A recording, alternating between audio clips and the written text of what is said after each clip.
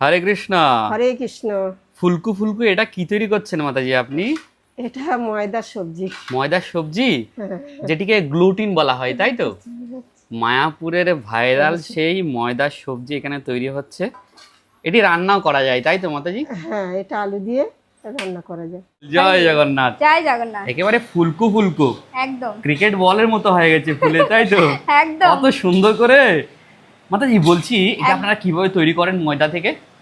ময়দাটা প্রথমে মেখে নুন দিয়ে মেখে ধুতে হয়। আচ্ছা, ধুতে ধুতে যে ফাইবারটা বেরোয়, ফাইবারটা তেলে ভেজে তারপরে এইভাবে রান্না করা হয়। এই হচ্ছে সেই লোভনীয় ময়দার গ্লুটেন সবজি।